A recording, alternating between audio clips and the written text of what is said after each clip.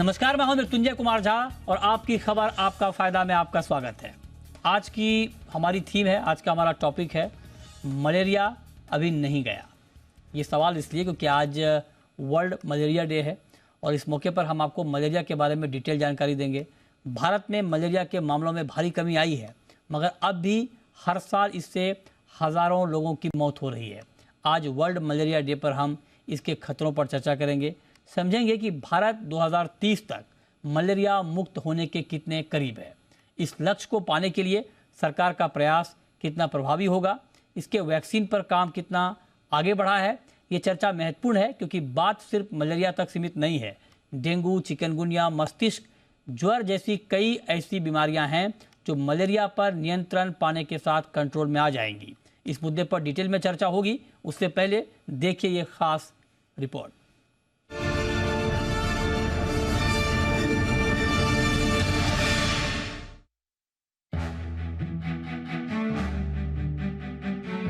Malaria भले ही ज्यादा घातक रह गया है, लेकिन दुनिया भर में 4 लाख से अधिक मौत के लिए अकेले मलेरिया जिम्मेदार है।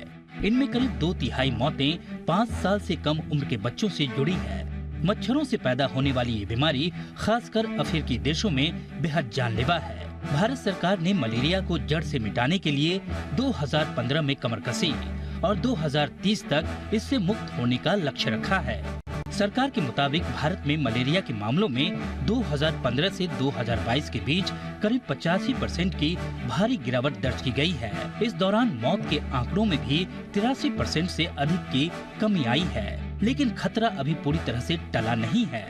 WHO के मुताबिक 2020 में दुनिया भर में मलेरिया के कुल मामलों में 0.25% मामले भारत से मिले।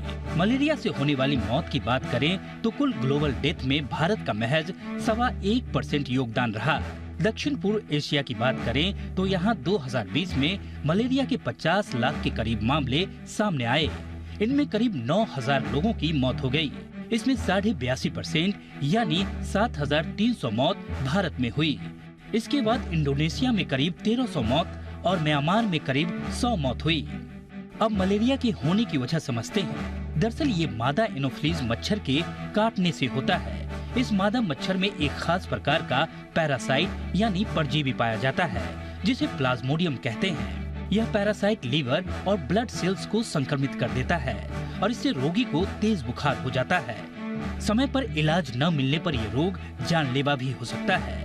मुख्य तौर पर मलेरिया के प्रकार में सबसे खतरनाक प्लाज्मोडियम फैल्सीफेरम टाइप का बुखार होता है। इसमें पीड़ित व्यक्ति बेहोशी की हालत में आ जाता है। इसके लक्षणों की बात करें तो रोगी को ठंड लगने के साथ तेज बुखार, सिर दर्द, मतली आना, उल्टी आना, पेट और मांसपेशियों में दर्द की शिकायत रहती है। इसके वैक्सीन की बात करें तो RTS अब तक का सबसे प्रभावी टीका माना जा रहा है। खासकर बच्चों में मलेरिया को रोकने के लिए RTS काफी प्रभावी है। वहीं साइंटिस्टों ने मलेरिया का नया टीका R21 मैट्रिक्स M तैयार किया है, जिसकी एफिकेसी रेट 75% मानी जा रही है।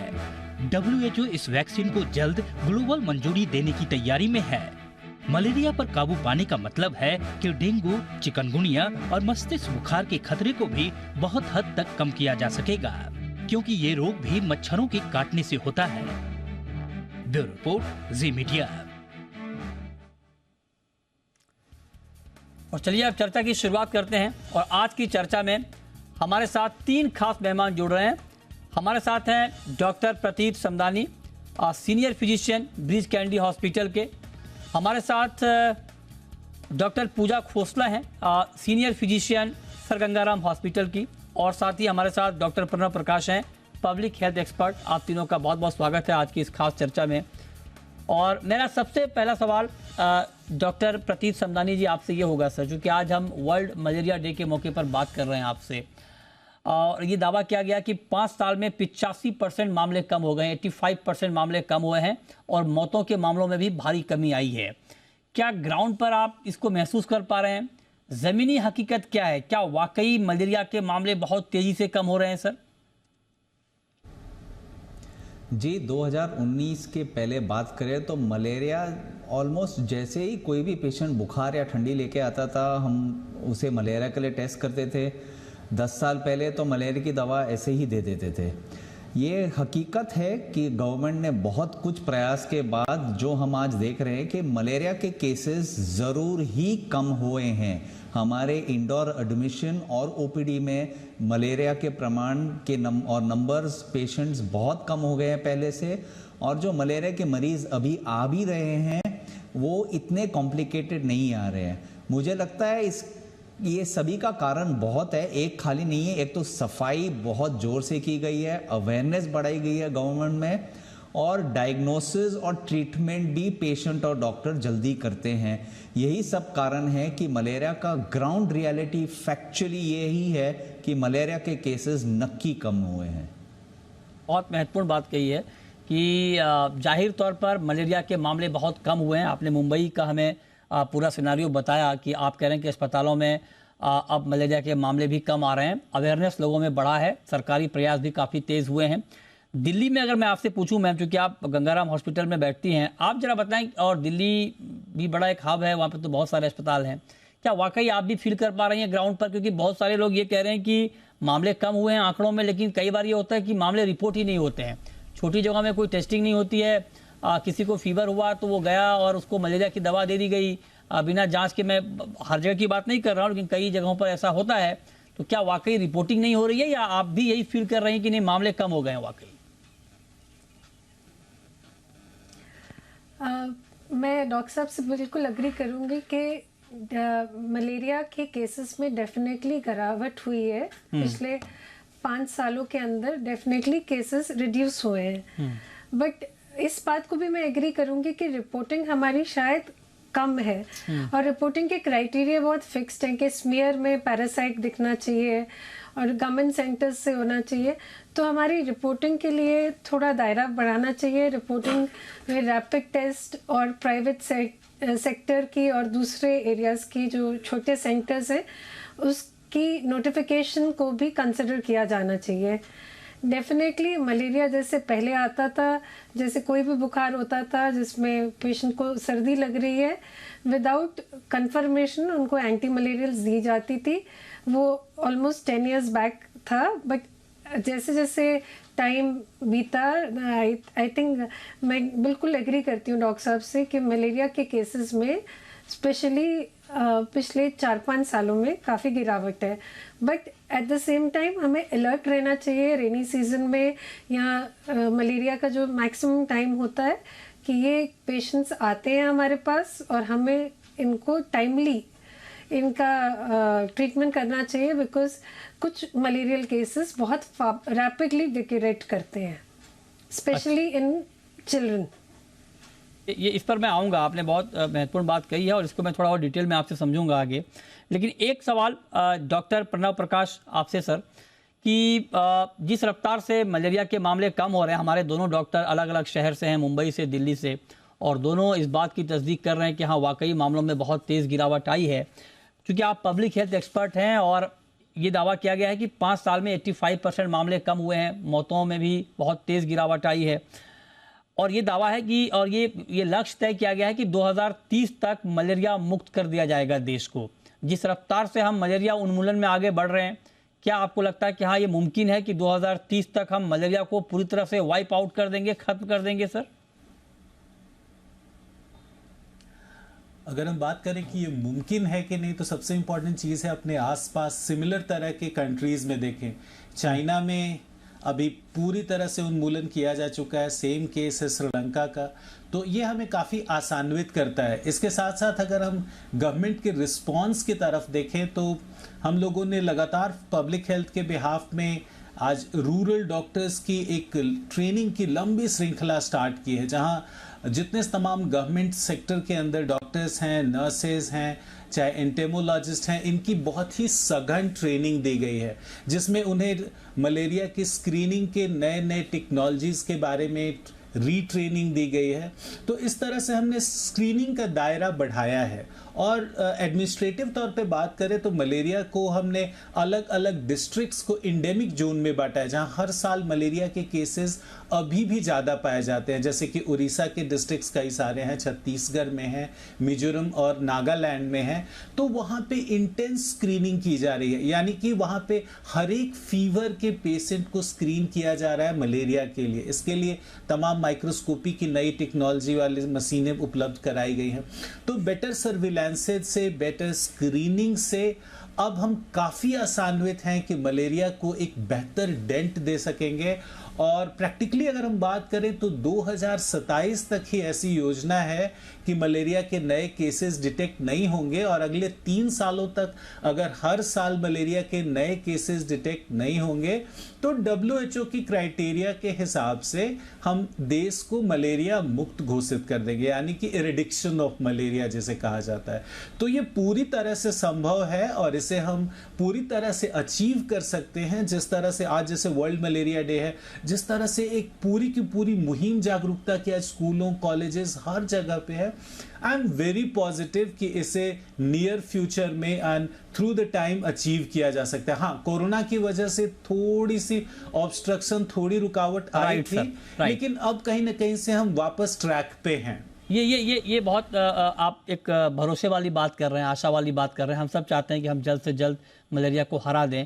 अब प्रतीत समदानी जी, आपसे मैं जानना चाहता हूं सर, अगर हम मलेरिया पे कंट्रोल पा लेते हैं, और जैसा कि अभी डॉक्टर प्रणव प्रकाश जी कह रहे थे कि हम तो 2027 तक भी इस पर काबू पा सकते हैं, तो अगर सर हम मलेरिया पे काबू पा लेते हैं तो क्या उसके साथ साथ चिकनगुनिया और जो मस्तिष्क ज्वर होता है, क्या वो भी इससे कोरिलेट है? क्या उस पर भी हम काबू पा लेंगे मलेरिया के साथ साथ? मृत्युंजय, आपने एक बहुत महत्वपूर्ण प्रश्न पूछा है और इसका जवाब मैं 2 तरीके से देना चाहता हूँ। एक जो है, कोई भी बीमारी, ये सब जो आप देख रहे हैं मच्छरों से स्प्रेड होती है। आप डेंगू, चिकनगुनिया या मलेरिया की बात करें, ये मस्कीटो यानी कि मच्छर से स्प्रेड होती है। एक चीज़ इरेडिकेशन के लिए ज़रूरत है कि ये मस्कीटो को कंट्रोल करे, इसे हम मेडिकली कहते हैं वेक्टर कंट्रोल, और दूसरा है पेशेंट का इलाज हो। वेक्टर कंट्रोल में जो होता है कि ये मच्छर आगे मलेरिया के पैरासाइट को नहीं कैरी करे।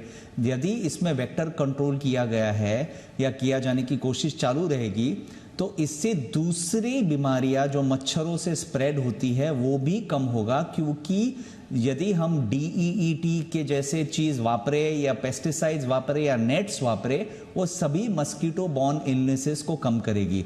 तो ये मैं कोलैटरल एडवांटेज बोलना चाहता हूँ कि मलेरिया इरेडिकेशन यदि तेज़ी से और किया जाए और काबू में आया जाए तो दूसरी बीमारियां का भी काबू में आने की शक्यता बढ़ जाएगी और इन बीमारियों के केसेस भी घटेंगे। बहुत उम्मीद वाली बात है सर कि अगर मलेरिया पे हम काबू पाते हैं तो उसके साथ साथ कई और सारी बीमारियां जो यहाँ पर फैलती हैं मच्छर की वजह से, उस पर भी हम काबू पा लेंगे। चलिए अब दूसरे राउंड की चर्चा की हम शुरुआत करते हैं। तो पहले राउंड में हमने ये जान लिया कि हम कितने कामयाब हो रहे हैं मलेरिया को काबू में करने के लिए, आगे के हालात क्या होंगे। लेकिन अब एक आम पब्लिक के लिहाज से, एक आम कंज्यूमर के लिहाज से, एक आम पेशेंट के लिहाज से, मैम पूजा खोसला जी, मैं आपसे पूछना चाहता हूँ कि मलेरिया के शुरुआती लक्षण क्या हैं? क्योंकि कई बार जब मलेरिया होता है तो लोग ये कन्फ्यूजन में रहते हैं कि ये मलेरिया है, डेंगू है या कोई और नॉर्मल फीवर है, और ये पता लगाने में 2, 4, 5, 10 दिन निकल जाते हैं। तो कुछ ऐसे लक्षण मैम जो शुरुआती दौर में दिखे और हमें ये जान लेना चाहिए कि हाँ ये मलेरिया है और तुरंत हम टेस्ट कराएं, ट्रीटमेंट शुरू कराएं।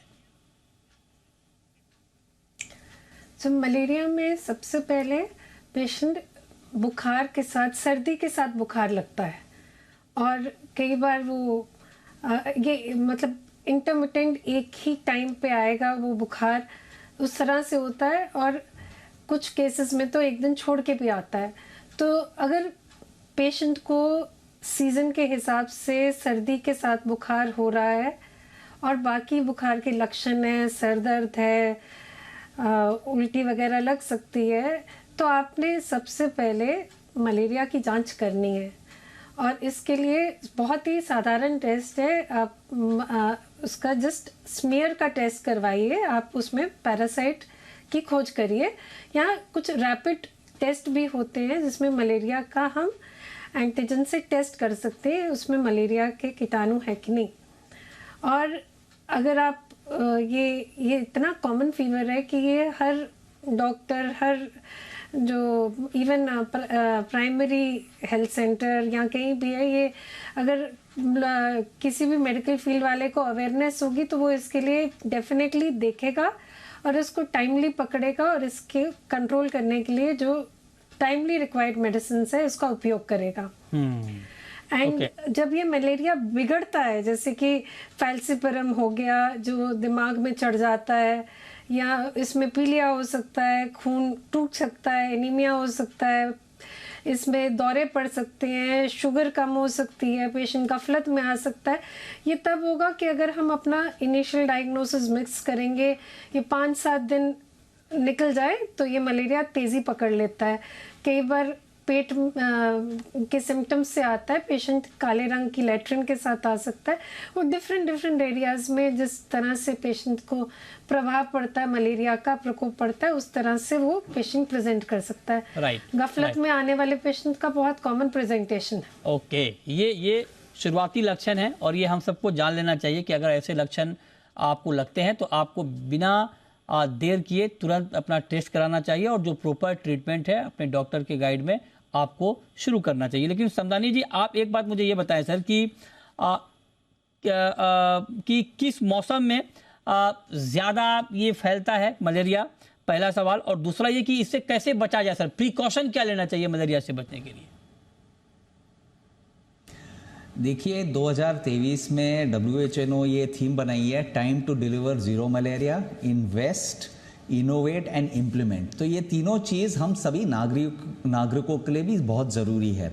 मलेरिया टिपिकली देखा जाए तो बारिश के मौसम में आता है या बारिश के मौसम के बाद आता है, और इसका कारण है जो फीमेल अनोफिलीज मस्कीटो है, जो मच्छर है जिसे फीमेल अनोफिलीज कहती है, वो स्टैग्नेंट या गंदगी जहाँ रहती है, पानी जहाँ गंदा रहता है वहाँ पे ब्रीडिंग करता है, वहाँ पे लहराता है, वहाँ पे ढूंढराता है और उधर से ही मलेरिया स्प्रेड करता है। तो टिपिकली जहाँ पे गंदगी हो, बारिश के मौसम के बाद है, पानी के बहुत सारे खड्डे हो या पानी की जमावट हो, वहाँ पे मलेरिया का होने का चांस ज़्यादा रहता है।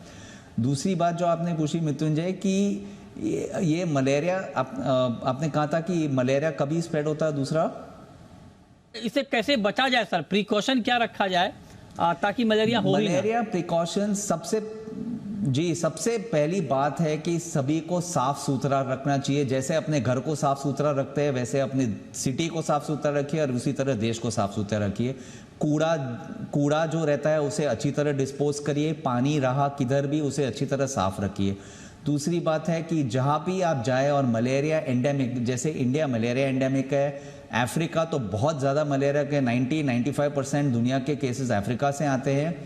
उसे यदि आप कोई मलेरिया के सीज़न में या बारिश में जाए तो पूरा कपड़ा पहन के जाए, मस्कीटो रिपेलेंट लगाएं।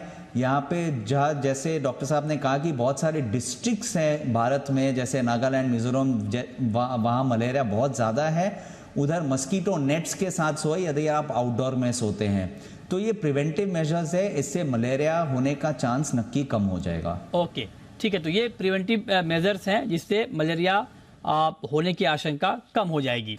अब डॉक्टर प्रणव प्रकाश जी, आपसे एक बात मैं वैक्सीन के ऊपर पूछना चाह रहा हूँ सर। वैक्सीन के ऊपर भी काम चल रहा है और ये कहा जा रहा है कि RTS जो है वो अब तक का सबसे इफेक्टिव टीका है।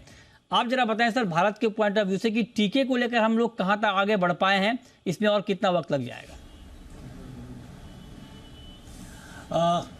2-3 भ्रांतियां हैं वैक्सीन के बारे में, जिसके बारे में मैं थोड़ा डिटेल से समझाना चाहूँगा। जहाँ तक बात होती है वैक्सीन की, और हमारे दिल में एक पिक्चर इमर्ज होके आती है कि हमने पोलियो का एरेडिक्शन किया all through the use of vaccination. तो पोलियो का वैक्सीन काफ़ी ज़्यादा इफेक्टिव था। Now the same case is not there for malaria vaccine. जो अर्लियर मलेरिया वैक्सीन आए थे उनकी एफिकेसी अगर हम साइंटिफिक टर्म में बात करें रफली अराउंड जस्ट 50% थी। तो अफ्रीका की कुछ उन कंट्रीज़ में जहां यूं भी अगर आप जाने तो अफ्रीका में ज़्यादातर एक्सपेक्टेंट मदर यानी कि जो माँ बनने वाली औरतें हैं और उनके साथ साथ छोटे बच्चों में, 1 साल से कम के बच्चों में और ज़्यादा से ज़्यादा 5 साल से कम के बच्चों में मलेरिया के ज़्यादा केसेस हो रहे हैं और उसके वजह से डेथ हो रही है। तो वैसे छोटे बच्चों के केसेस में ये एक एडिशनल हमें सिक्योरिटी, सेफ्टी प्रदान करता है, जिससे कि छोटे बच्चों में मलेरिया के केसेस होने की संभावना कम हो जाती है, 50% तक कम हो जाती है। लेकिन अगर थोड़ा सा मैं इसे और एक्सप्लेन करके बताऊं, 50% कम होने का मतलब है कि 100 में 50 लोगों को अगर हमने वैक्सीन दिया हुआ है तो मलेरिया नहीं होगा। लेकिन उनका क्या, जो 50 लोगों को वैक्सीन भी दिया गया है और वो सोच रहे हैं कि मुझे फुल प्रोटेक्शन मिली है, तो ये बात क्लैरिटी लाने की है कि मलेरिया की वैक्सीन फुल प्रोटेक्शन नहीं देती।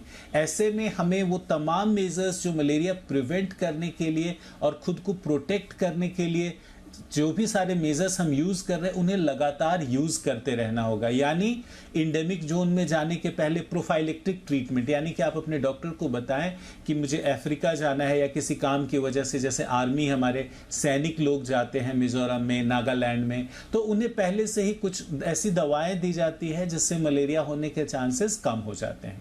इसके साथ साथ इंडेमिक जोन में एक दवाई डली हुई मॉस्किटो नेट का हम यूज करते हैं, जिसे टेक्निकली हम कहते हैं लॉन्ग लास्टिंग इंसेक्टिसाइडल नेट, यानी कि दवाई डली हुई एक मच्छरदानी जो काफी दिनों तक हमें मलेरिया से प्रोटेक्ट करती है। इसका इस्तेमाल भी उन डिस्ट्रिक्ट्स में तो गवर्नमेंट फ्रीली प्रोवाइड कर रही है जहां मलेरिया के केसेस अभी भी ज्यादा है, जिसे हम इंडेमिक जोन कहते हैं। तो दवाई वाली मच्छरदानियों का प्रयोग लगातार करते रहना है। इसके साथ साथ मच्छरों से प्रोटेक्ट करने के तमाम मेजर हमें कम नहीं करने हैं, डिस्पाइट की वैक्सीन आए भी, because vaccines are not 100% safe, है ना? राइट। ये बहुत महत्वपूर्ण अपडेट है। जी आप कुछ ऐड करना चाह रहे थे? जी, मैं ये कहना चाह रहा था कि वैक्सीन का इस्तेमाल हमें करना है, वल्नरेबल महिलाओं में करना है। जैसे कि हमने बात की जंगल और इसके आसपास के इलाकों में, जैसे हमारे यहाँ बस्तर के आसपास के इलाके हैं, छत्तीसगढ़ में बहुत सारे जंगल के सीमावर्ती इलाके हैं, तो वहाँ माओं की सेफ्टी के लिए और छोटे बच्चों की सेफ्टी के लिए वैक्सीन का भरपूर प्रयोग होना चाहिए। जब वैक्सीन पूरी तरह से फ्लो में आ जाती है, लेकिन हमें पुराने सारे मेजर साथ साथ इस्तेमाल, उसको नहीं भूलना है, वो आपको करते रहना है। अब पूजा मैम, संक्षेप में मैं आपसे जानना चाहूंगा कि मान लीजिए किसी को मलेरिया हो जाता है और मलेरिया होने के बाद वो ठीक भी हो जाता है, उसका कोई साइड इफेक्ट भी है मैम, कि पता चला मलेरिया आपका ठीक हो गया लेकिन बाकी कहीं पर आपको दिक्कत हो रही है? जैसे चिकनगुनिया में कहा जाता है कि ठीक होने के बाद भी आपके ज्वाइंट्स में पेन होते हैं बहुत लंबे समय तक। मलेरिया का कोई साइड इफेक्ट मैम? मलेरिया का ना रिलैप्स हो सकता है अगर कुछ मलेरियाज का, तो साइड इफ़ेक्ट में मीन्स आप जब थेरेपी करते हैं तो आपको प्राइमाक्विन की गोली खा के उसको कम्प्लीटली ख़त्म करना होता है, क्योंकि कई बार ये वापस आता है। एक ये रहता है। बाकी मलेरिया के दौरान खून की कमी या कुछ वैसा रहता है तो उसको आपने जैसे रिकवरी के बाद अपना उसका ख्याल रखना होता है। प्लस ये जब भी ये इन्फेक्शंस होती हैं तो जैसे आमतौर पे हर बीमारी से हमें जो नॉर्मल वीकनेस वगैरह होती है वो कुछ देर के लिए 2-3 हफ्ते के लिए रहती है, वो टाइम से रिकवर हो जाती है। अच्छा, ठीक है। तो ये पूरा मामला है कि अगर आप प्रॉपर केयर करेंगे मलेरिया के से ठीक होने के बाद तो आपको साइड इफेक्ट का खतरा कम रहेगा। अब एक सवाल सर जो बहुत सारे लोग ये पूछना चाहते हैं, कई बार ये होता है कि जो चर्चा होती है, आम चर्चा, प्रतीत सर आपसे मैं जानना चाहूँगा कि कहते हैं कि मलेरिया अगर किसी को हो गया और मलेरिया का मच्छर अगर उनको काटा है और बगल में कोई बैठा है या घर में उनको काट लिया तो उनको भी मलेरिया हो जाएगा। ये बात ठीक है या भ्रांति है ये? देखिए, ये आपने साइंटिफिक क्वेश्चन पूछा है। एक आदमी को यदि मलेरिया हो गया है और कोई मच्छर आके उस आदमी को काट लिया है तो वो खून मलेरिया के साथ इन्फेक्ट हुआ, लेके अगर दूसरे नॉर्मल आदमी को काटा तो उसको मलेरिया होने का चांस रहता है। तो यदि आपका क्वेश्चन है कि आप एक ही घर में रहते, एक को मलेरिया हुआ, दूसरे को होने का चांस ज़्यादा है, जी आंसर इसका है बिल्कुल ज़्यादा है, क्योंकि इन्फेक्टेड आदमी से ये ले सकता है। इसीलिए जो डॉक्टर पूजा ने अभी कहा कि रिलैप्स हो सकता है, ये ज़रूरी है ट्रीटमेंट। यूजुअली हम कहते हैं जो वायवैक्स मलेरिया में होता है, क्योंकि ये मलेरिया के पैरासाइट लिवर में रह जाते हैं, उसको मारने के लिए ये जो मैडम ने कहा था प्राइमाक्विन दवा देते हैं वो ज़रूरी है। लेकिन मैं ये भी कहना चाहता हूँ फैल्सीपेरियम के लिए भी ज़रूरी है देना, क्योंकि ये कम्युनिटी को बचाव करेगा। पेशेंट को रिलैप्स नहीं होगा, लेकिन वही पेशेंट का खून अगर कोई मलेरिया कोई मस्कीटो ने या मच्छर ने काट लिया है तो दूसरे को जाके इन्फेक्ट कर सकता है। राइट। तो ये ये बात भी बिल्कुल साफ हो गई। अगर इसको लेकर आपके मन में कोई कन्फ्यूज़न है तो डॉक्टर साहब ने क्लियर कर दिया कि बिल्कुल अगर आप एक घर में रह रहे हैं, किसी को मलेरिया है और वो मच्छर अगर उनको काटने के बाद अगर आपको काटता है तो मलेरिया होने का खतरा रहेगा। इसलिए आप प्रॉपर केयर करें, सावधानी बरतें, प्रॉपर ट्रीटमेंट लें और वक्त पर ट्रीटमेंट शुरू कराएं, डिले ना हो। ऐसा नहीं कि 4-5 दिन 6 दिन आपने सिर्फ इस चर्चा में निकाल दिया कि मलेरिया है कि नहीं, तो ये थोड़ा सा आपको दिक्कत इससे बढ़ सकती है। बहुत शुक्रिया डॉक्टर प्रतीत समदानी जी आपका, डॉक्टर पूजा खोसला जी आपका और डॉक्टर प्रणव प्रकाश जी आपका हमारे साथ आज की इस खास चर्चा में जुड़ने के लिए और डिटेल में मलेरिया के ऊपर हमारे ऑडियंस को बताने के लिए।